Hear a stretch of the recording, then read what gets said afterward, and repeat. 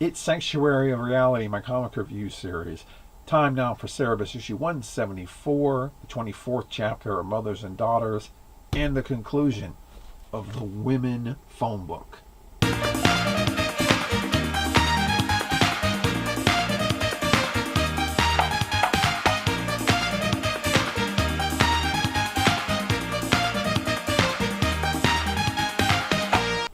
Briefly overwhelmed by early 90s comic roach personas, Swoon manages to get his identity crisis in check in time to resume calming the citizens of East as he slowly sinks into the clouds of the dream realm.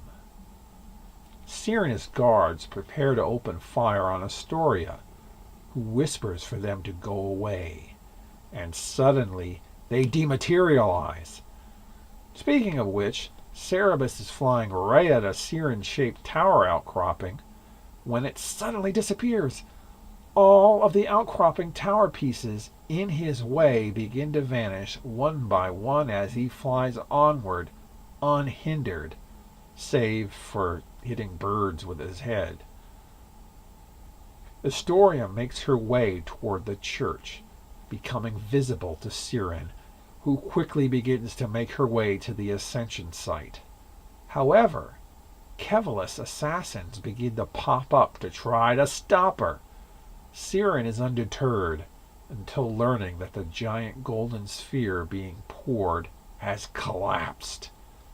Will this stop her from continuing on with her plans for the final ascension? Meanwhile, Astoria, being hailed by the citizens of East as the Messiah and Redeemer, reaches the church, only for Cerebus to land, roughly, and prepare to strike her down. The being that appears to be death manages to stop him, and exposes his true identity to both of them.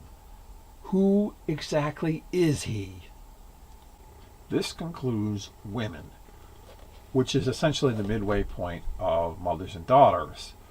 It's definitely one of the most exciting final chapters to any Cerebus storyline. Most of the time they wrap things up the chapter before the end, and then the last chapter is usually the epilogue. But this time, everything kept going all the way up until like the last page or two. So it was definitely a unique way of doing things, as opposed to some of the prior and future phone book storylines for Cerebus. I have to say I enjoyed Women a lot more this time around than I recall doing so the first time.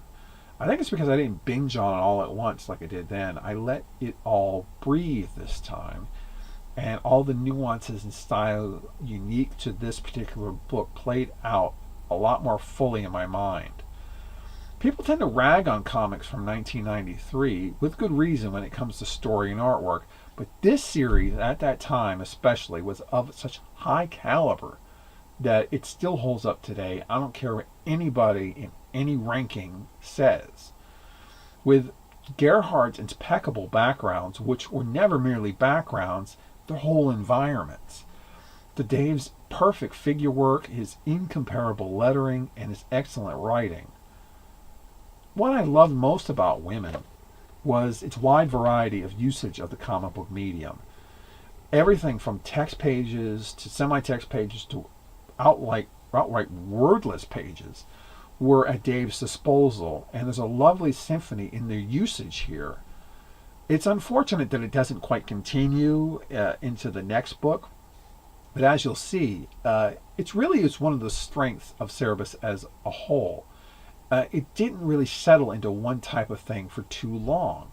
For ill or will, it would master a style, then move on to something else, and when it was appropriate to the story. So, yeah. Next time, Reads begins. But first, look for a bonus video featuring Spawn number 10, which guest stars Cerebus.